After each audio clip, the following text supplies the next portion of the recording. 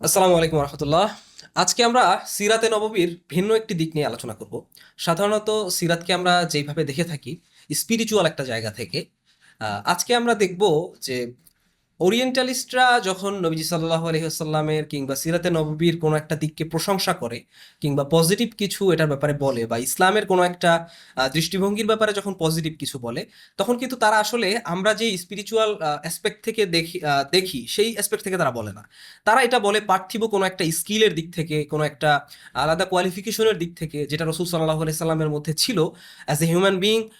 তিনি কতটা যোগ্য ছিলেন, একজন শাসক হিসেবে তিনি কতটা যোগ্য ছিলেন, একজন ফ্যামিলি ম্যান হিসেবে তিনি কতটা যোগ্য ছিলেন, একজন লিডার হিসেবে তিনি কতটা যোগ্য ছিলেন, ইত্যাদি ইত্যাদি দিক থেকে তারা প্রশংসা করে থাকে।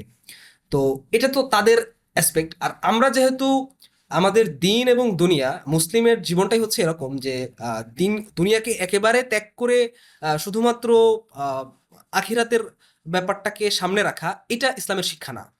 বরং দুনিয়াতে থেকেই, দুনিয়া যেহেতু আখেরাতের শস্যক্ষেত্র, আখেরাতের চাষাবাদের জায়গাটা যেহেতু দুনিয়া, সেহেতু দুনিয়ার জীবনকে ইসলামী রুলিংসের মধ্যে থেকে সুন্দরভাবে যাপন করে দুনিয়ার জীবনটাকে, এরপরে আখিরাতের দিকে যাওয়া বা এর পাশাপাশি আখিরাতের যেটা পাথেও সেটা জোগাড় করা, এটা যেহেতু ইসলামের নির্দেশনা। আর এটার জন্য আমাদের রোল মডেল, আমাদের আহ, পথপ্রদর্শক হচ্ছেন রসুল সাল্লাল্লাহু আলাইহি ওয়াসাল্লাম। তো এজন্য তার দুনিয়াবী যে যোগ্যতাগুলো ছিল সেগুলোকেও আমরা আমাদের দিনই চোখ দিয়ে দেখে আমাদের জন্য বা আমাদের জীবনে প্রয়োগ করতে চাই। তো এজন্য আমরা আজকে স্টুডিওতে আমাদের সাথে উপস্থিত আছেন আমাদের একজন খুবই আহ, এই বিষয়ে পরিচিত একজন মুখ, মোহতারাম কবির আনোয়ার ভাই, যিনি সিরাতকে শুধুমাত্র এই স্পিরিচুয়াল জায়গাটা থেকে না, বরং এই যে আহ, দুনিয়াবী যে অন্যান্য যোগ্যতা আমরা বলি, যেগুলোকে বিভিন্ন স্কিল বলি, যেমন হতে পারে কনফ্লিক্ট ম্যানেজমেন্ট, যেমন হতে পারে leadership management, human management, etcetera, এই টাইপের আরো যে বিষয়গুলো, এই জায়গাগুলো থেকেও আহ, তিনি এই জিনিসগুলোকে বিশ্লেষণ করেন, নিজে বোঝেন, বোঝার চেষ্টা করেন এবং মানুষকে বোঝানোর চেষ্টা করেন এবং নিজে পড়েন এবং মানুষকে পড়ান। তো এজন্য আমরা তার সাথে আজকে এই বিষয় নিয়ে আলোচনা করব। এটা খুব একটা ফর্মাল কিছু না, আমরা খুবই ঘরোয়া টাইপের আলোচনা করব এবং যেটা আমরা নর্মালি পাশাপাশি বসলে অনেকদিন পরে একজন প্রিয় ভাইয়ের সাথে বসে কথা বললে যেরকমটা হয়, আমরা তার সাথে সেরকমটাই আলোচনা করব। আসসালামু আলাইকুম ভাইয়া, কেমন ওয়ালাইকুম আছেন? আসসালাম রহমতুল্লাহ। আলহামদুলিল্লাহ। শাকিব ভাই কেমন আছেন? আলহামদুলিল্লাহ। অনেকদিন দেখালে আসলে কিন্তু ভাই এটা ইনফর্মাল হ্যাঁ, ইনফর্মালি আসলে এই জন্য আমাদের হয়ে গেল। দর্শকরা হয়তো এটা বুঝবেন।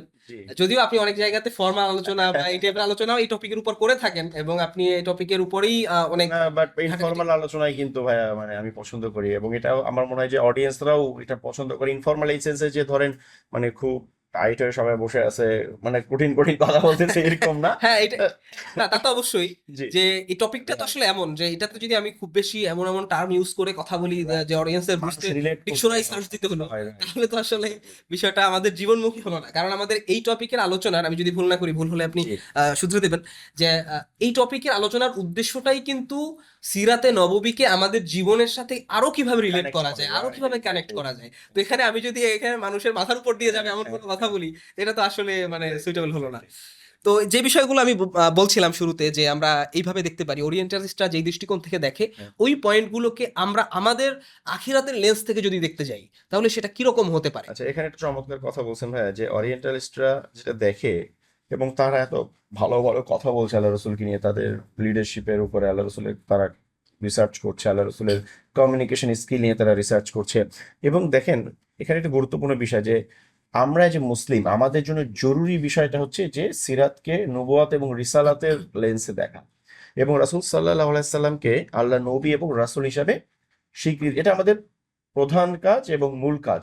হ্যাঁ, একজন মানুষ যদি আল্লাহ রাসূলের নবুয়ত এবং রিসালাতকে স্বীকৃতি দেয়, কিন্তু ধরেন এই স্কিলগুলো নিয়ে সারা জীবন উনি কিছু করলো না, জানলো না যে আল্লাহ রসুলের লিডারশিপ নিয়ে, এটা কিন্তু ওনার কোনো প্রবলেম না। বাট এটা একজন মানুষ হিসেবে বিকশিত পূর্ণতা হবে। কিংবা আখিরাতে সফলতার জন্য এটা এটাতে তো কোনো সফলতার রকমের জন্য, কোনো বাধা নাই, জি, এটা কোনো বাধা নেই তার জন্য ইনশাল্লাহ। কিন্তু আল্লাহ রসুল সাল্লাল্লাহু আলাইহি সাল্লাম আমাদের জন্য যে আদর্শ, আল্লাহ তাআলা যে বলছেন কোরআনের মধ্যে যে তার মধ্যে আমাদের জন্য আছে সর্বোত্তম আদর্শ, এই আদর্শটা কেবলমাত্রই যে আমাদের ইবাদতের ক্ষেত্রে সীমাবদ্ধ না, আমাদের দৈনন্দিন জীবনাচার কেমন হবে, হ্যাঁ, আমাদের মানুষের সাথে কথা বলবো সেটা আমি কিভাবে বলবো, হ্যাঁ, আমরা যখন একটা টিম চালাবো, আমি একটা বিজনেস করব, আমি একটা অর্গানাইজেশন চালাবো, আমি কিভাবে চালাবো, ঠিক আছে, আমি মানুষের সাথে যখন কনফ্লিক্ট আমি ম্যানেজ করবো, আমি কিভাবে ম্যানেজ করবো, একটা ক্রাইসিস মোমেন্টে পড়ে গেছি, কিভাবে আমি ক্রাইসিসকে ডিল করব, এই সমস্ত বিষয়গুলো ধরেন আমরা দৈনন্দিন জীবনে নেগোসিয়েশন করি, সেটা বিজনেসের স্বার্থে হোক, ব্যক্তিগত কারণে হোক, যে কোনো কারণে, তো কিভাবে আমরা নেগোসিয়েশন করব, এই বিষয়গুলো কিন্তু সিরাতে নববীর মধ্যে উঠে এসেছে। এবং হ্যাঁ, হয়তো এই টার্মিনোলজি গুলো ইউজ করেন নাই, যে নেগোসিয়েশন স্কিল, কনফ্লিক্ট এটা তো আসলে ম্যানেজমেন্ট, আমরা আমাদের ভাষায় আমরা বলছি, আমাদের আমাদের বোঝার ভাষায় বলছি, সুবিধার্থে। right, exactly. কিন্তু এর কোর যে বিষয়টা, মৌলিক যে শিক্ষাটা, এটা কিন্তু রাসূল সাল্লাল্লাহু আলাইহি ওয়াসাল্লাম আমাদেরকে দেখিয়ে গিয়েছেন। ইমোশনাল ইন্টেলিজেন্স এগুলো তিনি ইমপ্লিমেন্ট করে গিয়েছেন তার জীবনে। যেমন একটা ছোট্ট ঘটনা বলি, বা যে ইমোশনাল ইন্টেলিজেন্স নিয়ে, হ্যাঁ, একবার রাসূল সাল্লাল্লাহু আলাইহি সাল্লাম রাস্তা দিয়ে যাচ্ছিলেন, তো এক মহিলা সে বিলাপ করছিল কবরের পাশে। তো আল্লাহ রাসূল তাকে নিষেধ করলেন, যেভাবে বিলাপ করতে হয় না। তো সে মানে একটু ঝামটা দিয়ে বললো যে সন্তান মারা যাওয়ার কষ্ট আপনি কি বুঝবেন, অথচ আল্লাহ রাসূলের কিন্তু সন্তান দুনিয়া থেকে বিদায় নিয়েছিল, আমরা এবং জানি একজন দুইজন না, একাধিক। একাধিক।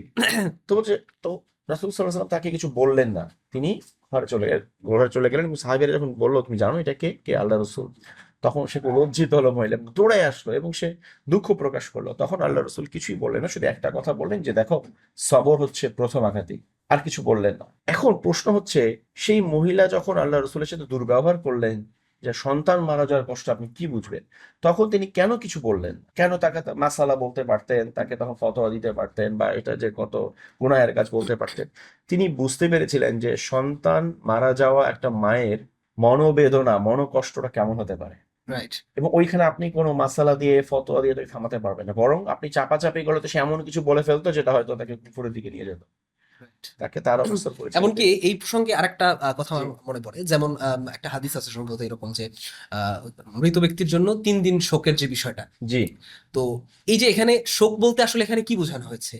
শোক বলতে কি শুধুমাত্র দুঃখ পাওয়া বা বিলাপ করা, কিংবা আহ, মানে নিজের ভিতরের কষ্টটা এক্সপ্রেস করা, এইটাকে তো অবশ্যই বোঝানো হয়নি। কারণ এটা তো একটা মানুষ মানে মারা যাওয়ার অনেক বছর পরেও, কয়েক যুগ পরেও সে ভুলতে পারে সে না। ভুলতে কারণ পারে না। প্রিয় মানুষ যদি মারা যায়, মা বাবা মারা যাওয়ার পরে, কিংবা সন্তান মারা যাওয়ার পরে মায়ের মনে, বাবার মনে যে কষ্টটা থাকে, জি, এটা তো সে কয়েক যুগ পরেও হয়তো এটা কখনোই ভুলতে পারে না। ভুলতে পারে বা না। ওই ওই সময়টা আসলে, কিংবা ওই রিলেটেড কোনো কিছু যখন তার স্মৃতিতে আসে, তখন কিন্তু কি হয়, সে আবার আবেগ আপ্লুত হয়ে যায়, যেন তার এই ক্ষতটা দগদগে ঘায়ের মতন আবার মানে জেগে ওঠে। রাইট, তো তার মানে ওই যে ইসলামের যে নির্দেশনাটা যে 3 দিনের বেশি শোক নাই, এটা হচ্ছে যে বাহ্যিক, মানে রাইট, যে মানে একটা ফর্মালি আমি শোক ক্রিয়া রাইট, করতে রাইট, পারবো, হ্যাঁ, ফর্মালি, কিন্তু কিন্তু ওই কষ্টটা ঠিক আপনি যেটা বললেন যে ওই সময় যদি আসলে তাকে খুব বেশি রেস্ট্রিকশন দেওয়া হয়, হ্যাঁ, হ্যাঁ, হ্যাঁ, তো এই এটা রেস্ট্রিকশনটা তো কাজ আসলে করবে মানুষের না, হ্যাঁ। ইমোশনের সাথে তো যায় এই না। যে মানুষের ইমোশনকে বুঝে তিনি ডিল করতে, তো এটা কিন্তু আমরা এই শিক্ষাটা নিতে পারি যে মানুষকে মানুষের ইমোশন বুঝে ডিল করা, মানুষের ইমোশনাল অবস্থাটা বুঝে মানুষের সাথে কথা বলা। অনেক সময় দেখা যায় যে আমরা ভালো কথা বলি, কিন্তু মানুষের মানে উপযুক্ত সময়ে বলি না, বা উপযুক্ত জায়গায় বলি না, এমন কথা বলি মানুষ নিতে পারছে না, আমার কথাটা ঠিক, কথাটা ভুল না, কিন্তু সে নিতে না পারার কারণে, বুঝতে না পারার কারণে তার সাথে আমার একটা গন্ডগোল হয়ে যাচ্ছে, তখন আমরা মনে করি যে কেউ এটা এটা আমাকে এটাও বুঝলো আরো না। খুবই চমৎকার একটা পয়েন্ট বলেছেন ভাইয়া। যেমনটা ইদানিং দেখা যায় অনেক সময়, অনেক বক্তারা বিশেষ করে, জি, নট স্পেসিফিক কারোর জন্য বলছি, জি, মানে এরকম অনেক আছেন যারা বিভিন্ন পাবলিক প্রোগ্রামগুলোতে বা জি, মফস্বল বা শহর বা গ্রামের ওয়াজ মাহফিলগুলোতে জি, এমন কথা বলছেন, যেটা কথাটা হয়তো ইসলামিক্যালি ভুল না জি, বা লজিক্যালিও জি, ভুল না, কিন্তু এই মানে এখানে যেহেতু একটা অডিয়েন্স, অডিয়েন্সের জন্য অ্যাপ্রোপ্রিয়েট না কথাটা। রাইট, রাইট, হ্যাঁ। এবং একটা সময় ছিল হয়তো, ধরেন তখন এই যে এখন রেকর্ডিং ছিল না, এত কিছু ছিল না, ওর মধ্যে সীমাবদ্ধ থাকতো, কিন্তু এখন প্রত্যেকটা কথা কিন্তু রেকর্ড হচ্ছে বা সোশ্যাল মিডিয়ায় চলে আসতেছে, সুতরাং এখন কিন্তু আরো সচেতন হওয়া দরকার যে আমি কি বলছি, এটার কোনো মানে মিস ইন্টারপ্রিটেশনের সুযোগ আছে কিনা, পাবলিক এটাকে ভুল বুঝতে পারে কিনা, এটা নিয়ে কিন্তু আরো বেশি সচেতন হওয়া দরকার এখন এটা আগের চাইতে। তো এই জন্য আসলে মানে আমরা যেটা দেখতে পাই যে সিরাতে নববীতে রাসূল সাল্লাল্লাহু আলাইহি সাল্লামের জীবনীতে এই জিনিসটা মানে খুব ভালোভাবে ছিল, যেটা বর্তমানে আমরা যারা তার আদর্শকে হোল্ড করছি বলে দাবি করছি, এক্স্যাক্টলি, তাদের অনেকের মধ্যেও এই ল্যাক অফ ইন্টেলেকচুয়ালিটা প্রচন্ড ভাবে আছে, প্রচন্ড যে ভাবে আমরা আছে। জায়গা বুঝে সঠিক কথা বলতে জায়গা পারি বুঝে না। সঠিক কথা বলতে পারি না, এবং আহ, এবং পরে আবার যখন কেউ শুধরে দিতে যায়, তখন অনেক সময় আমরা এটাকে দলিল দস্তাবেজ নিয়ে হাজির হই যে আমার কথাটা কেন সঠিক, কিন্তু কথাটা আমরা এটা বোঝার চেষ্টা করি না যে কথাটা সঠিক হলেও জায়গাটা ইনঅ্যাপ্রোপ্রিয়েট ছিল। জায়গাটা অ্যাপ্রোপ্রিয়েট ছিল না। এবং আরেকটা জিনিস দেখেন ভাইয়া, যে আহ, বদর যুদ্ধের সময় এটাও আমি অবাক হয়ে যাই যে রাসূল সাল্লাল্লাহু আলাইহি সাল্লাম কতটা ইমোশনালি ইন্টেলিজেন্ট ছিলেন। উনি বুঝতেন মানুষের সাইকোলজি এবং সিচুয়েশন। যে বদর যুদ্ধে আল্লাহ রসুল বলেছিলেন যে তোমরা আব্বাসকে হত্যা করো না। আব্বাস এবং আবুল বক্তারি দুজনের কথা বলেছিলেন, কারণ তাদের দুজনকে আবু জাহাল জোর করে যুদ্ধে ধরে নিয়ে আসছে। তো যুদ্ধের শুরুতে কাফেরদের পক্ষ থেকে 3 জন আগায় আসলো, উতবা, সাইবা এবং ওয়ালিদ, এবং তারা 2 জন ধরাশায়ী হয়ে গেল মুসলিমদের হাতে। তো মুসলিমদের দিক থেকে আবু হুজাইফা তিনি এটা দেখছিলেন, এবং তার চোখের সামনে যখন তার বাবা, চাচা এবং ভাই ধরাশায়ী হয়ে গেল, তখন তিনি নিজেকে কন্ট্রোল করতে পারলেন না। তিনি বললেন যে আমাদের বাপ চাচাকে মারা হবে, আর আল্লাহ রসুলের চাচা বলে কি আব্বাসকে ছেড়ে দেওয়া হবে? আল্লাহর কসম আমি আব্বাসের গর্দান উড়াই দিব। কত ডেঞ্জারাস একটা কথা বলেন, কারণ আল্লাহ রসুল নিষেধ করেছেন। তো আল্লাহ রসুলের কানে এই কথাটা গেল, এবং তিনি দেখেন তিনি কি করলেন, আবু জাহলকে চার্জ করলেন না, তিনি উমারকে ডাকলেন এবং মনের কষ্টটা শেয়ার করলেন। উমার, মানুষ কি চাই আল্লাহ রসুলের চাচার মুখ রক্ত রঞ্জিত হোক? তো উমার তাই বললেন, ইয়া রাসূলুল্লাহ অনুমতি দেন, গর্দান উড়াই দেই। তো তখন আল্লাহ রসুল অনুমতি দিলেন না, এবং এটাকে টোটালি তিনি বিষয়টা উপেক্ষা করে গেলেন। আবু হুযায়ফাকে কিচ্ছু বললেন না। তো আবু হুযায়ফা বলতেছেন যে পরে আমার এত খারাপ লাগলো এটা মনে করে, যে আমার মনে হলো একমাত্র শাহাদাত ছাড়া আমার কোনো এটা তওবা কবুল হতে পারে না। মানে যখন তার ভিতর পরবর্তীতে রিগ্রেটটা আসলো। আসলো, এবং পরবর্তীতে তিনি আল্লাহ তাআলা তাকে শাহাদাতের জন্য কবুল করেছেন। তাহলে দেখেন এত বড় একটা কথা বলার পর আল্লাহ রসুল তাকে চার্জ করলেন না কেন?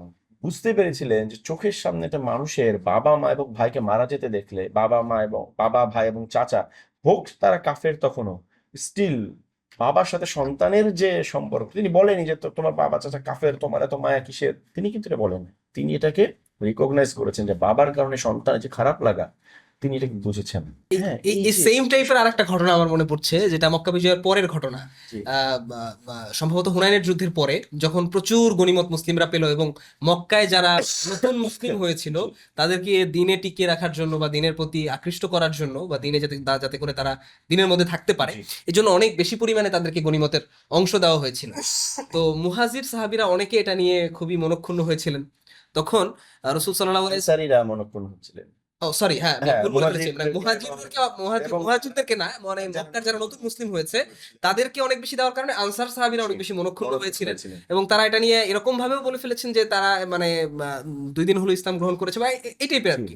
তো রাসূল সাল্লাল্লাহু আলাইহি সাল্লাম এটাকে কিন্তু অন্য অনেকভাবে, নরমালি আমরা যেভাবে হয় একজন রাগী বা একজন ব্যক্তিত্ব সম্পন্ন মানুষ এটা তার জন্য খুবই ডিসরেসপেক্টফুল হিসেবে নেন, হ্যাঁ, যে আমার আমার ইনসাফ নিয়ে প্রশ্ন তুললো। রাইট। হ্যাঁ, রাসূল সাল্লাল্লাহু আলাইহি ওয়াসাল্লাম কিন্তু সেটা করেন নাই। তিনি কতটা ইমোশনালি তাদেরকে বিষয়টা হ্যান্ডেল করেছেন, যে তারা দুনিয়ার সম্পদ নিয়ে যাচ্ছে আর তোমরা আল্লাহর রাসূলকে নিয়ে যাচ্ছ। সাথে করে নিয়ে যাও। মানে এটা এটা মানে ওই মানুষগুলো যারা একটু আগেও খুবই মানে মনক্ষুণ্ণ বলি কিংবা কিছুটা ক্ষুব্ধ বলি, এটা ছিল, তাদের চোখ দিয়েও পানি বের হয়ে যাওয়ার মতো অবস্থা, যে আসলে তো বাস্তব যে দুনিয়ার সব সম্পদ যদি চলে যায় আর রসুল আমাদের সাথে আসেন তো ধনী তো আমরা।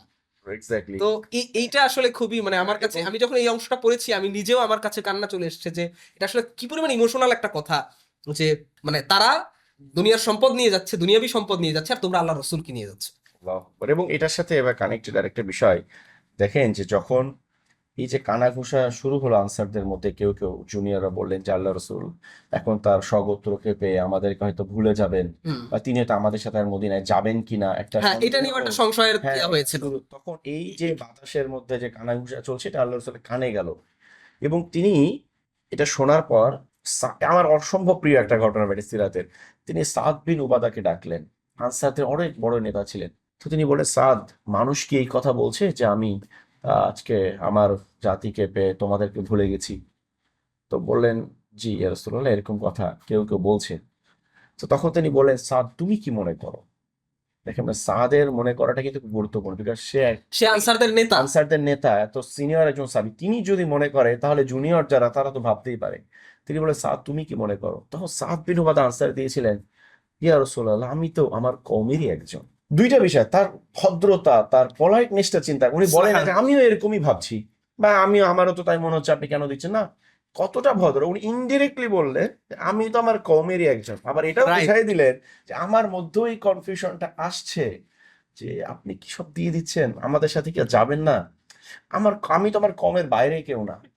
তো এইটা শোনার পর সাল্লাল্লাহু আলাইহি সাল্লাম আনসারদেরকে ডাকলেন, এবং আপনি যে স্টোরিটা বললেন সেটা, তাহলে দেখেন তার একজন সাহাবী তিনি কতটা অকপটে মত প্রকাশ করতে পেরেছেন। আমরা হলে কি করতাম, না না না, আস্তাগফিরুল্লাহ, রাসূল কে, মানে এরকম কে বলছে, বলতেই পারেন, আপনি খালি বলেন কে বলছে, আমি দেখতাম না, মানে এটা আমরা ভাবতেই পারতাম না। কিন্তু তিনি অকপটে স্বীকার করেছেন, তার এবং মনে সে স্বীকার চিন্তাটা করার মধ্যে মানে ইন্টেলিজেন্সটা একটা কতটা রাইট ইন্টেলেকচুয়ালিটি ছিল যে রাসূল সাল্লাল্লাহু আলাইহি সাল্লামের কাছে অ্যাকচুয়াল ভিউটাও তুলে ধরা তুলে হলো, ধরা হলো, আর সেই সাথে নিজের যে অবস্থানটা সেটাও কোনো অবস্থান এবং মানে এটার যে আদব, আদব। এটার যে বিনয়, সেটাও তিনি বজায় রাখলেন। হ্যাঁ, এবং রাসূল সাল্লাল্লাহু আলাইহি ওয়াসাল্লাম এটাকে ওয়েলকাম করেছেন, তিনি এটাকে প্রবলেমটাকে অ্যাড্রেস করেছেন, তিনি এটা নিয়ে কোনো বকাঝকা করা বা তোমার 10 বছর পরে তোমরা আমাকে নিয়ে প্রশ্ন করো করতে পারতেন, কিন্তু এরকম কিছু না যে তোমরা তাহলে মানে এইগুলো যখন এই ঘটনাগুলো যখন পড়ি তখন আসলে আমার কাছে ওই হাদিসটার মানে একেবারে বাস্তব একটা প্রতিবিম্ব বা রূপ একটা ফুটে ওঠেছে, যেখানে বলা হয়েছে যে খয়রুল কুরুনি করনি, জি সর্বশ্রেষ্ঠ প্রজন্ম হচ্ছে আমার প্রজন্ম। বোঝেন। তো আসলেই আল্লাহ তাআলা দে আর চোজেন, মানে এই সাহাবীরা তারা কেউ তাদের মানে মানে সাহাবী এমনি এমনি মানে নিজের ইচ্ছা হইতে পারেন নাই, বরং আল্লাহ তাআলা আল্লাহ তাদেরকে তাআলা সাহাবী তাদেরকে হওয়ার জন্য সিলেক্ট সিলেক্ট করেছেন, করেছেন। রাইট। তো এটা আসলেই মানে জাস্ট একটা অমায়িক একটা ব্যাপার যে সাহাবীদের এরকম আরো বিভিন্ন ঘটনা যখন আমরা পড়ি তখন দেখি যে রাসূল সাল্লাল্লাহু আলাইহি সাল্লামের কাছে হ্যাঁ দুই একটা ঘটনা এরকম হয়তো আছে যেখানে কোনো একজন বেদুইন বা অনারব মানে আরবি মানে একদম গ্রাম্য যারা জি তারা হয়তো রাসূল সাল্লাল্লাহু আলাইহি সাল্লামের কাছে এসেছেন, তারা হয়তো প্রপার ম্যানারটা তার সামনে তুলে ধরতে পারেন নাই বা তাদের কাছ থেকে একটু এদিক সেদিক হয়ে গেছে আচার আচরণের ক্ষেত্রে, কিন্তু ম্যাক্সিমাম ক্ষেত্রে বা বিশেষ করে যারা রাসূল সাল্লাল্লাহু আলাইহি সাল্লামের আশেপাশে সবসময় জি ছিলেন, জি মানে অ্যাকচুয়াল কম্প্যানিয়ন্স যাদেরকে বলি আমরা, তাদের মধ্যে এই ম্যানারের বিষয়টা রাইট এটা এত বেশি ছিল। এই যে কিছু মানে কিছু মানে রিসেন্ট টাইমেই দেখবেন অনেক সময় ফেসবুক এটা নিয়ে খুব আলোচনা হচ্ছে যে আমাদের সদ্য দিনে আসা কিংবা দিনে এসেছে আরো বেশ কয়েক বছর হয়ে গেছে কিন্তু এখনো তারা ম্যানার শিখতে পারে নাই। তারা হয়তো অনেক হাদিস মুখস্থ করেছে, কোরআন মুখস্থ করেছে, আলিমদের শায়েখদের দার্সে বসেছে, লেকচার শুনেছে, অনেক কিছু ইসলামের অনেক মাসালা মাসাইল জেনেছে, হ্যাঁ ইসলামের রাজনৈতিক অনেক বিষয়াদি জেনেছে এবং তারা ইন্টেলেকচুয়াল অনেক টপিকে কথা বলে, রাইট কিন্তু তারা ম্যানার শিখতে পারে নাই। তো এইটা এই সাহাবীদের যদি আমরা ভালো করে রিড করতে পারি, সাহাবীদের জীবনটাও তো আসলে সিরাতে নববীর একটা পার্ট। জি তো ওই অবশ্যই জায়গা থেকে সিরাতে নববীর এই ভদ্রতা বিনয়ের জায়গাটাকে যদি আমরা ইয়ে করতে পারি মানে এক্সপ্লোর অ্যান্ড মানে গ্যাদার রাইট রাইট দুইটাই যদি করতে পারি তাহলে আমরা আসলে বুঝতে পারবো যে কেন তারা চুজেন ছিলেন। শুনছেন। এবং এই প্রসঙ্গে আরেকটা স্টোরি দেখেন সিরাতের মধ্যে, যে বদরের যুদ্ধে যখন রাসূল সাল্লাল্লাহু আলাইহি সাল্লাম শিবির ফেললেন এক জায়গায়, তাঁবু ফেললেন, তখন হুবাব বিন মুনজির রাদিয়াল্লাহু আনহু এসে বললেন যে রাসূলুল্লাহ, এখানে যে আপনি শিবির ফেললেন, এটা কি আপনার সিদ্ধান্ত না আল্লাহর সিদ্ধান্ত? উনি বলে এটা আমার সিদ্ধান্ত। তখন উনি বললেন তাহলে এক কাজ করেন, আমরা এখানে না গিয়ে অমুক জায়গায় গিয়ে তাঁবু ফেলি, তাহলে ওখানে কূপগুলো আমাদের দখলে থাকবে, আমরা পানি নিয়ে কূপগুলো বন্ধ করে দিব, তবে যুদ্ধের সময় আমাদের কাছে পানি থাকবে কিন্তু ওদের কাছে পানি থাকবে না। তখন রাসূলুল্লাহ সাল্লাল্লাহু আলাইহি সাল্লাম উনি শিবির নিয়ে গেলেন চেঞ্জ করে। তাহলে দেখেন উনি প্রথমে জিজ্ঞাসা করে নিলেন আপনার সিদ্ধান্ত না আল্লাহর সিদ্ধান্ত? যদি আল্লাহ ওহী করে জানিয়ে দিয়ে থাকে এখানে তাঁবু ফেলার জন্য, তাহলে এখানে তার আর কিছু বলার নাই। তো যেহেতু এটা আল্লাহ রসুলের নিজস্ব ইস্তিহাদ ছিল, নিজস্ব সিদ্ধান্ত ছিল, এটা দুনিয়াবী বিষয় ছিল, তিনি বলে তাহলে এটা চেয়ে এটা বেটার হবে। তো এখানে দুইটা জিনিস, একটা হচ্ছে যে মানে আমিরকে পরামর্শ দেওয়ার ক্ষেত্রে যে আদবটা কতটা গুরুত্বপূর্ণ। দ্বিতীয় বিষয়টা হচ্ছে অ্যাজ এ লিডার, আমার ফলোয়ার যখন আমাকে একটা কিছু বলবে, একটা পরামর্শ দিবে, আমরা অনেকেই কিন্তু পরামর্শ শুনতে চাই না। হ্যাঁ, আমরা মুখে বলি যে পরামর্শ দেন, ফিডব্যাক দেন, এটা আমরা কাজ করব, কিন্তু যখন সে পরামর্শ দিলে পরামর্শটা আমার মতের মানে এগেইনস্টে against যায় হ্যাঁ, তখন কিন্তু তখন আমরা কি আমরা নিতে এটা পারি নিতে না। পারি না। কিন্তু দেখেন রাসূল সাল্লাল্লাহু আলাইহি ওয়াসাল্লামের এগেইনস্টে যাওয়ার পরেও কিন্তু উনি এটা নিয়েছেন। এবং উহুদের যুদ্ধে যখন পরামর্শ হচ্ছিল যে যুদ্ধ কি মদিনার ভেতরে থেকে হবে না বাইরে থেকে, আল্লাহ রসুলের সিদ্ধান্ত ছিল বা ওনার পছন্দ ছিল ভেতরে থেকে হোক, কিন্তু অনেক সাহাবীরা চাপাচাপি করছিলেন যে না, যুদ্ধের বাইরে থেকে মদিনার বাইরে গিয়ে আমরা যুদ্ধ করব। শেষ পর্যন্ত উনি কিন্তু এই সিদ্ধান্তটা মেনে নিলেন। হ্যাঁ, তো এই যে পরামর্শ আসলে পরামর্শকে গ্রহণ করতে পারা, ইভেন এটা আমার মতের এগেইনস্টে গেলে, এটা কিন্তু একটা গুরুত্বপূর্ণ লিডারশিপ কোয়ালিটি। রাইট। হ্যাঁ, মানে আমার ফলোয়ারদেরকে যদি না, আমি এখানে অনেক সময় যেটা আপনি বললেন গুরুত্বপূর্ণ লিডারশিপ কোয়ালিটি, এটার সাথে আমি অবশ্যই এগ্রি। বাকি এখানে আরো একটা ফ্যাক্টর কাজ করে, সেটা হচ্ছে ওই সময়ে লিডার তিনি কিছুটা ইমেজ সিকিউরিটিতে ভোগেন বা ইনসিকিউরিটিতে ভোগেন। কিরকম যে আমি যদি এখন আমার মতামতটা চেঞ্জ করি হ্যাঁ, তাহলে আমার ওজনটা কমে যাবে কিনা রাইট, বা মানুষ তারা কি মনে করবে ভাববে, কিনা যে হ্যাঁ, এর যোগ্যতায় ল্যাক অফ কোয়ালিফিকেশন আছে, জি এই জন্য হচ্ছে সে নিজের মত বাদ দিয়ে। জি কিন্তু বিষয়টা আসলে এমন না, এমন বরং নয়। নিজের মত ভুল প্রমাণিত হওয়া বা ভুল সম্ভাব্য প্রমাণ সামনে আসার পরে যেটা মাচ বেটার এইটা নিতে পারাটাও একটা যোগ্যতা। রাইট, অনেক বড় যোগ্যতা, কিন্তু এটা এটা ছোটখাটো কোনো যোগ্যতা কিন্তু আমরা মনে করছি যে আমি আমার মতামত চেঞ্জ করাটা বোধহয় আমার অযোগ্যতার প্রমাণ না, বরং আমি যে ভুলটা থেকে সঠিকটাই গিয়েছি এটাই আমার একটা যোগ্যতা। এটা আমার একটা যোগ্যতা, রাইট, এক্স্যাক্টলি। এবং এরকম অসংখ্য উদাহরণ হিসেবে সিরাতের মধ্যে যে রাসূল সাল্লাল্লাহু আলাইহি সাল্লাম ওপিনিয়ন নিয়েছেন এবং সাহাবায়ে কেরাম মন খুলে ওপিনিয়ন দিতে পেরেছেন। হ্যাঁ, এটা কিন্তু আমরা যদি বর্তমান সময়ে যে বললেন যে দুনিয়ার স্কিল বা লিডারশিপের কথা বলি বা হিউম্যান রিসোর্স ম্যানেজমেন্টের কথা বলি, মন খুলে কথা বলতে পারে, ইটস ভেরি ভেরি ইম্পর্টেন্ট একটা স্কিল। হ্যাঁ, এবং এরকম আরেকটা এক্সাম্পল আসতে পারে ভাই, এরকম যে দেখেন আল্লাহ তালা, আমি এই জায়গাটা এই পয়েন্টটা বেশ মানে আমি চেষ্টা করি যে মানে এই রিলেটেড আলোচনায় সবসময় কোট করার জন্য, যে আল্লাহ সুবহানাহু ওয়া তাআলা সূরা আলে ইমরানের 159 নম্বর আয়াতের মধ্যে এটা বলছেন, বিসমিল্লাহির রহমানির রহিম, যে ফা বিমা রহমাতিন মিনাল্লাহি লিনতা লাহুম। হ্যাঁ, যে আল্লাহর রহমতে তুমি তাদের প্রতি দয়াশীল হয়েছো। কাদের প্রতি? সাহাবায়ে কেরামের প্রতি। তার মানে আল্লাহ তাআলা আল্লাহ রাসূলকে বলছেন তুমি সাহাবায়ে কেরামের প্রতি দয়াশীল হয়েছো। এরপর দেখেন আল্লাহ তাআলা বলছেন যে ওয়ালাউ কুনতা ফাজদান গলিজাল কলবি লানফাদ্দু মিন হাওলি, যে তোমার যদি অন্তর কঠিন হতো, তুমি যদি কঠোরতা প্রদর্শন করতা, তারা তোমার চারপাশ থেকে সরে পড়তো। এই সাহাবায়ে কেরাম আল্লাহ রাসূলের অজুর পানি নেওয়ার জন্য ছোটাছুটি করতো, তারা অজুর পানি গায়ে মাখার জন্য, আল্লাহ রসুলকে ডিফেন্ড করার জন্য উহুদের ময়দানে তারা 70টা তীর পিঠে নিয়েছেন আল্লাহ রসুলকে, একজন সাহাবী। মানে নিজের জীবনের চাইতে তারা আল্লাহ রসুলকে বেশি ভালোবাসতেন। তারপরও আল্লাহ তাআলা বলছেন যে এই মানুষগুলো তোমার কাছে থাকতো না যদি তোমার মনটা কঠোর হতো। তো আমরা যখন একটা টিম চালাই, আমরা যখন একটা অর্গানাইজেশন চালাই, আমাদের আমরা কিভাবে এক্সপেক্ট করি যে আমরা কঠোর হৃদয়ের হব আর মানুষ আমাদের কাছে থাকবে? সাহাবায়ে কেরাম আল্লাহ রসুলের কাছে থাকতেন না, যেই সাহাবায়ে কেরাম নিজেদের জীবন উৎসর্গ হ্যাঁ, করেছিলেন। এখানে এখানে একটা বিষয় ভাইয়া আমি খুব ভালো করে ফিল করি, সেটা হচ্ছে যে কোমলতা ইটসেলফ অবশ্যই একটা ভালো জিনিস এবং এটা দরকার, এবং কোমলতার মাধ্যমেই মানুষকে নিজের কাছে টানা যায়, জি, মানুষের কাছে যাওয়া যায়। জি। কিন্তু আমাদের বর্তমানে যে সমস্যাটা হচ্ছে সেটা হচ্ছে যে কোমল তাকে তার মানুষ দুর্বলতা তার মনে করছে, মানুষ তাই তো না? মনে করছেই, বাকি আসলেই দেখা যাচ্ছে এই ব্যক্তি অন্যান্য যে যোগ্যতাগুলো সিরাতের মধ্যে আমরা রাসূল সাল্লাল্লাহু আলাইহি সাল্লামের মধ্যে আমরা দেখতে পাই, সেগুলোর মানে তার ধারে কাছেও না থাকার কারণে ব্যক্তির ওই কোমলতাটাই তার আসলেই দুর্বলতা হয়ে যাচ্ছে। ওকে। মানে আমি হ্যাঁ, বোঝাতে পেরেছি আমি না বুঝতে বিষয়টা? পেরেছি ভাই আপনার পয়েন্ট। এবং এখানে দেখেন, এখানে বিষয়টা হচ্ছে এই হাদিসের মধ্যে আল্লাহ তাআলা কিন্তু কোমলতার কথা বলেন।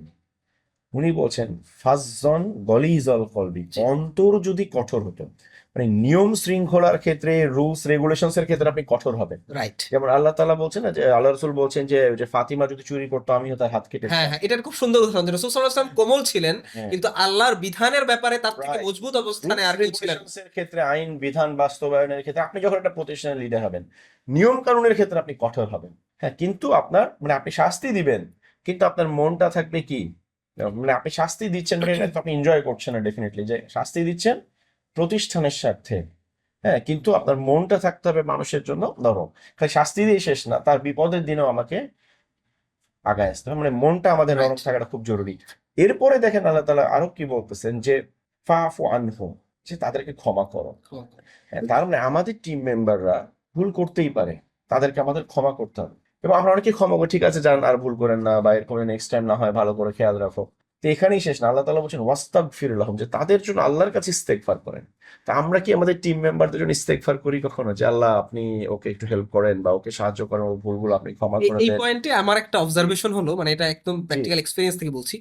এই বিষয়গুলো যখন আমরা শুনি তখন আমাদের কাছে এই বিষয়গুলোকে মনে হয় যেন এটা একটা সুপার স্পিরিচুয়াল টাইপের কিছু, মানে যে যে জিনিসটা আমি বাস্তবে হতে দেখছি এটার ব্যাপারে আবার দোয়ার কি আছে, মানে এটা দোয়াটাকে আমরা খুব একটা রিলেভেন্ট মনে করতে পারি না। হ্যাঁ, আমরা ঠিক আছে, আমরা কিতাবাদিতে পড়ি, বিভিন্ন হাদিসের মধ্যে আছে, যেমন হাদিসে আছে কি যে জুতার ফিতা ছিঁড়ে গেলেও এটা আল্লাহ। আল্লাহর কাছে আগে চাইতে হবে, এরপরে আমি মুচির কাছে যাই।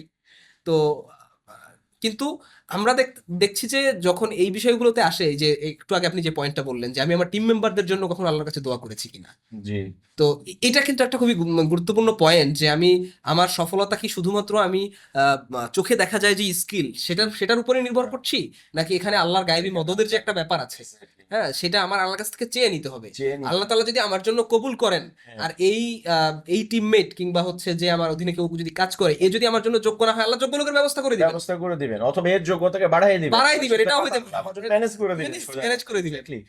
এবং দেখেন ভাই, এক্স্যাক্টলি এই কথাটাই আয়াতের শেষের দিকে আসছে। এরপর আল্লাহ তাআলা বলছেন ওয়াস্তাগফির লাহুম, এরপর আল্লাহ বলছেন ওয়াশাউইরহুম ফিল আমর, তাদের সাথে পরামর্শ করো। পরামর্শ করো।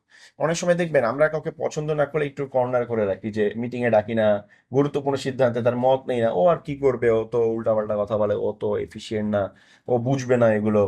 কিন্তু এটা না, আমাদেরকে কি করতে হবে, সবার সাথে পরামর্শ করে সিদ্ধান্ত নিতে হবে কাজের ক্ষেত্রে। এবং এত কিছু করার পর আল্লাহ তাআলা বলছে, আপনি যে পয়েন্টটা বললেন যে ফাইজা আযামতা ফাতাওয়াক্কাল আলাল্লাহ, যে যখন এত কিছু করে আপনি সিদ্ধান্ত নিয়ে ফেললেন কোনো কিছু, তখন আল্লাহ তাআলার উপর আল্লাহর উপর তাওয়াক্কুল করা।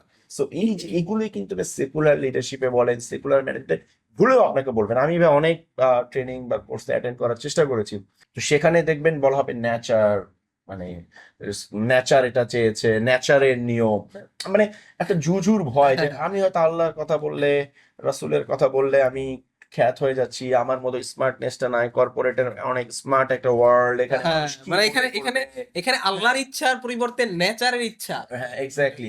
ওই যে কি যেন একটা বলে না যে রিভেঞ্জ অফ নেচার, প্রকৃতির প্রতিশোধ, প্রকৃতির প্রতিশোধ, হ্যাঁ, সেটাই করে আর কি। বিষয়গুলো তো, অথচ আমাদের জন্য বেস্ট গাইডেন্স কিন্তু আল্লাহ তাআলার পক্ষ থেকে, রাইট। আল্লাহ রাসূলের পক্ষ থেকে। তো কেন আমরা এটা মেনশন করবো না? এবং আমাদের প্রাউড হওয়া উচিত যে আমাদের এই দুনিয়াবি স্কিল গুলোর ক্ষেত্রে আমাদের নিজস্ব গাইডলাইন আছে।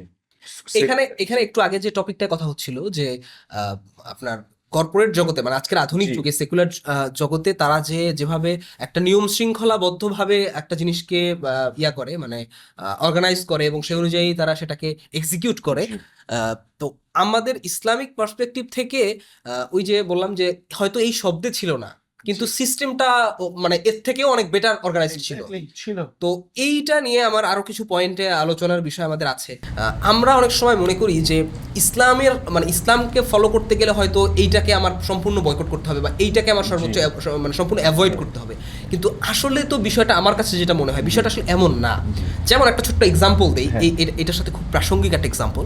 যেমন আমাদের অনেক ইসলামিক মানে এখন তো অনেক ইসলামিক মানে দিনী ভাইয়ারা অনেক উদ্যোক্তা হচ্ছেন, জি। বিভিন্ন ব্যবসা প্রতিষ্ঠান চালু Right. করছেন, যেটা তারা দিনের প্রিন্সিপালস অফ দিন এগুলো তারা ফলো করেই তারা এটা করতে চাচ্ছেন, ব্যবসাগুলো রান করতে চাচ্ছেন। তো এই জায়গাতে দেখা যাচ্ছে যে আরও অনেক কর্মসংস্থানের সুযোগ হচ্ছে, দিনী ভাইয়েরা আসছে। এখন এই কর্মসংস্থানের সুযোগটা যখন একটু প্রশস্ত হচ্ছে, মানুষ মানে এমপ্লয়ির সংখ্যা যখন বেশি হয়ে যাচ্ছে, তখন এটার ম্যানেজমেন্টটা কেমন হবে, এই জায়গার এনভায়রনমেন্টটা কেমন হবে, এটাকে আমরা কর্পোরেট পলিসি অনুযায়ী রান করব নাকি এটাকে আমরা একটা দিনী ভাই একটা ফ্লেভারে রান করব, এইটা নিয়ে একটা কনফিউশন অনেকের মধ্যে দেখা যায়। এটার মধ্যে একটা মেজর কনফিউশন হচ্ছে, অনেকে মনে করছেন যে আমরা যদি কর্পোরেটের মতন ডেজিগনেশন কিংবা হচ্ছে ইয়াগুলা মানে ধাপগুলোকে ওইভাবে মেনটেন করি, তাহলে হয়তো আমাদের দিনের পালন থেকে একটু দূরে সরে যাচ্ছি। এটা একটা ভুল আবার ধারণা। কেউ মনে করছেন যে ভাই সম্বোধন বা ভাই থাকলে তাহলে মনে হয় খুব বেশি দিনের প্র্যাকটিস থাকবে, Right. এটা অনেকে মনে করছেন। জি, জি। তারা মনে করছেন স্যার সম্বোধন কিংবা প্রপার রেসপেক্টের যে জায়গাটা, জি। ওই যে ফর্মালিটির যে জায়গাটা, জি। যে যিনি আমার বস, তিনি আমার দিনী ভাই, বাট তিনি আমার বস, তিনি আমার ইমিডিয়েট বস, তিনি আমার কোম্পানির মালিক, বা হচ্ছে এই জায়গাটাতে তিনি আমার দায়িত্বশীল। জি, জি। তো এই জায়গায় তিনি আলাদা একটা রেসপেক্ট ডিজার্ভ করেন, আলাদা একটা প্রাইভেসি তিনি ডিজার্ভ করেন। জি। তো এই বিষয়গুলোকে আমি দেখি যে এই বিষয়টা আসলে অনেকে যেটা মনে করছে যে এইভাবে ফলো করতে গেলে দিন মনে হয় সঠিকভাবে পালন হচ্ছে না। আমি মনে করি তাদের এই মানে দৃষ্টিভঙ্গিটা সঠিক না, না। এক্স্যাক্টলি, আমি আপনার সাথে এখানে এগ্রি করি। এখানে মূল বিষয়টা আসলে যে মানে এমন না যে আমরা যখন ইসলামিক লিডারশিপের কথা বলি বা আল্লাহ রাসূলের লাইফ থেকে এগুলো শেখার কথা বলি, দ্যাট ডাজ নট মিন যে আমরা কন্টেম্পোরারি সময়ের সমস্ত স্কিলকে বা সেকুলার ওয়ার্ল্ডের বা ওয়েস্টার্ন ওয়ার্ল্ডের সমস্ত কথাকে আমরা নিগেট করছি, তা না। এখানে অনেক ভালো কিছু আছে, হ্যাঁ, বা তাদের বের করা, তাদের উদ্ভাবিত অনেক ভালো স্কিল কিন্তু আছে। কিন্তু অ্যাজ এ মুসলিম আমাদেরকে এটা ফিল্টার করে নিতে হবে। একটা ছোট্ট উদাহরণ দিই, যেমন ধরেন কমিউনিকেশনের ক্ষেত্রে বলা হয় যে আপনি মানুষের সাথে হ্যান্ডশেক করবেন এবং face to face eye contact রেখে কথা বলবেন। এখন অ্যাজ এ মুসলিম ধরেন আমি প্রফেশনাল কারণে হোক বা কোনো একটা কারণে এমন একটা জায়গায় গিয়েছি, যখন ওই যে থাকে না যে বড় বড় কর্পোরেটে দেখবেন মেল ফিমেল হ্যান্ডশেক খুবই কমন একটা থিং। ধরেন আমি প্রফেশনাল কারণে এমন একটা অনুষ্ঠানে আমাকে যেতে হলো যেখানে তো ফিমেলরা আছে, আমি কোনো কারণে অ্যাভয়েড করতে পারলাম না, প্রফেশনাল কারণে বা যে কোনো কারণে, তখন সেখানে একজন মহিলা যদি হাত বাড়িয়ে দেয়, অ্যাজ এ মুসলিম আমি তো এটা করতে পারবো না। সো এই যে ফিল্টারিংয়ের বিষয়টা সে, এবং এটা কিন্তু একটা মজার ব্যাপার হচ্ছে যে এখন যে অপোজিট জেন্ডার একটু হাত বাড়িয়ে দিলে, এই যে আমরা হ্যাঁ, এটা খুব বেশ জনপ্রিয় হয়ে গেছে বিষয়টা, এবং ওই পাশ থেকেও সে বোঝে, সে নন প্র্যাকটিসিং হলেও নন মুসলিম হলেও সেটা বোঝে যে সে আমাকে রেসপেক্ট দেখিয়েই ডিনাই করেছে না। এক্স্যাক্টলি। তো এই যে জিনিসগুলো, হ্যাঁ, তো মানে কর্পোরেটের সব কিছুই আমরা ঢালাওভাবে নিতে পারবো না, আমাদের একটু ফিল্টারিং করে নিতে হবে। ইসলামের লেন্সে, কিন্তু তাদের মধ্যে কিন্তু অনেক ভালো জিনিস আছে। সো ওই জিনিসগুলো নিতে আমাদের কোনো আপত্তি নাই। এবং যেটা বললেন যে কর্পোরেট ফ্লেভারে চালাবো না দিনী ভাই ফ্লেভারে চালাবো, আমার মনে হয় মূল বিষয়টা এটা না যে আমি কি দিনী ভাই ফ্লেভারে চালাবো নাকি কর্পোরেট ফ্লেভারে চালাবো। মূল বিষয়টা হচ্ছে যে আমার যে স্বচ্ছতা, আমার যে মুআশারাত, আমার লেনদেনের স্বচ্ছতা, সততা, আমার আখলাক, হ্যাঁ, আমার এই বিজনেস শরিয়া কমপ্লায়েন্ট বিজনেস কিনা, আমার প্রোডাক্ট হালাল কিনা, বা আমার পলিসি হালাল কিনা, এই বিষয়গুলো যদি ঠিক থাকে তাহলে এটাকে আমি একটা কর্পোরেট লুক দিয়ে চালালাম নাকি আমি দিনী ভাই লুক দিয়ে চালালাম, এটা আসলে খুব একটা ম্যাটার করে না। বা অনেকে বলে না যে সার ডাকা বা কর্পোরেট ডেজিগনেশন থাকা, এগুলো আসলে কাজের ক্ষেত্রে কাজের প্রয়োজনে অনেক সময় প্রয়োজন হয়। হ্যাঁ, ইটস নট সামথিং নেগেটিভ। বা এখানে আমি মনে করি না যে ইসলামের সাথে এগুলোর কোনো পার্থক্য আছে, কারণ একটা অর্গানাইজেশনে স্বাভাবিক যে সবাই এক লেভেলে থাকবে না। আল্লাহ তো কোরআনের মধ্যে বলছেন যে মানুষের মধ্যে আল্লাহ তাআলা স্তরভেদ করেছে, মর্যাদা তারতম্য করেছে। সেম কথা অর্গানাইজেশনের ক্ষেত্রে প্রযোজ্য, মানুষের মধ্যে তারতম্য থাকবে এবং প্রত্যেকটা স্তরের মানুষকে প্রত্যেকটা স্তরের মানুষের প্রয়োজন অবশ্যই। সুতরাং মানে এই যে হায়ারার্কিটা মেনটেন করা বা কর্পোরেট স্ট্রাকচার রান করা, এইটা মূল ইস্যু না বা মূল প্রবলেম না। আমরা যদি শরিয়া কমপ্লায়েন্ট হতে পারি, আমাদের আখলাকে, আমাদের মুআমালাতে, মুআশারাতে সে স্বচ্ছতা বজায় রাখতে পারি, আমাদের বিজনেস যদি হালাল হয়, রাইট রাইট, এটা খুবই গুরুত্বপূর্ণ একটা পয়েন্ট বলেছেন যে এই মানে সম্বোধনের বিষয়টা কিংবা ডেজিগনেশন মেইনটেনের বিষয়টা, এই বিষয়টা আসলে একটা বিজনেসের জন্য বা একটা বিজনেসের সাথে দিনকে আমি যদি রিলেভেন্ট রাখতে চাই, রিলেভেন্ট না শুধু দিন বেসড রাখতে চাই, তাহলে এইটা আসলে বিষয় না। এটা হতে পারে পরবর্তীতে আমার এইচআরএম এর একটা পার্ট হতে পারে, যে আমি এই মানুষগুলোকে কিভাবে ম্যানেজ করছি, একটা পলিসি হতে পারে। তো এই পলিসির ভালো খারাপ সুবিধা অসুবিধা বিবেচনায় এটা আলোচনা আসবে। বাকি যখন আমাদের বিজনেসটা ইসলামিক হচ্ছে কিনা বা শরিয়া মেনটেন হচ্ছে কিনা এটার প্রশ্ন আসবে, তখন আপনি যে পয়েন্টগুলো বললেন যে আমি লেনদেনের ক্ষেত্রে আমি শরিয়া মেনটেন করছি কিনা, আমি প্রোডাক্টের অথেন্টিসিটির বিষয়ে শরিয়া মেনটেন করছি কিনা, এগুলো আসবে সামনে। হ্যাঁ, তো এটা নিয়ে আসলে কারোর কোনো দ্বিমত নাই। কিন্তু আমি যে পয়েন্টটা শুরুতে বলেছিলাম এটা হচ্ছে ওই যে কোনো ভাইরা মনে করে থাকেন যে ওই ধরনের ওই যে ম্যানেজমেন্টের জায়গাতে ওই রকমের কর্পোরেশনের একটা প্রসেস আনতে গেলে বা একটা সম্বোধন কিংবা একটা ওই ম্যানারের মধ্যে ঢুকতে গেলে আমার মনে হয় দিনদারিতায় বা দিনই ফ্লেভার একটু ঘাটতি হয়ে যাচ্ছে, এটা কেউ মনে করছেন। আমি পার্সোনালি অনেকের সাথে ডিল করতে গিয়ে এই সমস্যাগুলো ফেস করেছি, এই জন্য আমি এটাকে একটু বোল্ডলি বলছি আর কি। তো কিন্তু আমি আমার যতটুকু ক্ষুদ্র পড়াশোনা এর মধ্যে আমি যতটুকু দেখেছি, যে আপনি যদি দেখেন যে রাসূল সাল্লাল্লাহু আলাইহি সাল্লামকে সাহাবায়ে কিরাম কি বলে সম্বোধন করতেন? ইয়া রাসূলুল্লাহ। রাসূল সাল্লাল্লাহু আলাইহি সাল্লাম সাহাবাদেরকে বলেছেন যে হায় আমি যদি আমার ভাইদেরকে দেখতে পেতাম, একটা হাদিস আছে এরকম। তো সাহাবায়ে কিরাম বললেন আমরা কি আপনার ভাই না?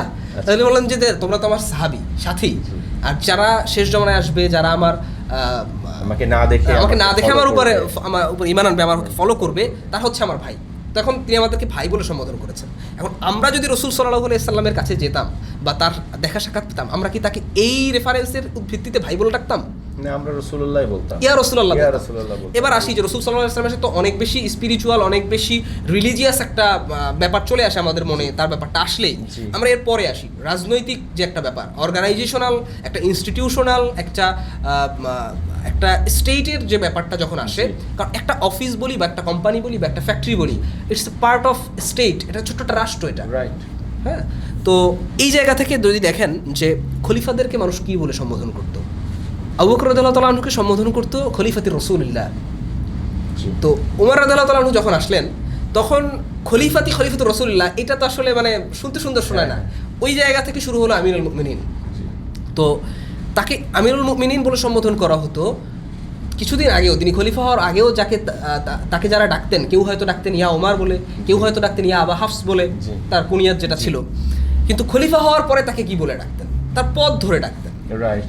তো এই পদ ধরে কাউকে সম্বোধন করার যে বিষয়টা, এটা মোটেই এমন না যে এটা মানে ইসলামের সাথে সাংঘর্ষিক বা এটা করতে গেলে বা এটা মেনটেন করলে বোধহয় আমার ইসলামিক যে দিনী ভাই ফ্লেভার একটু ঘাটতি পড়ে যাচ্ছে।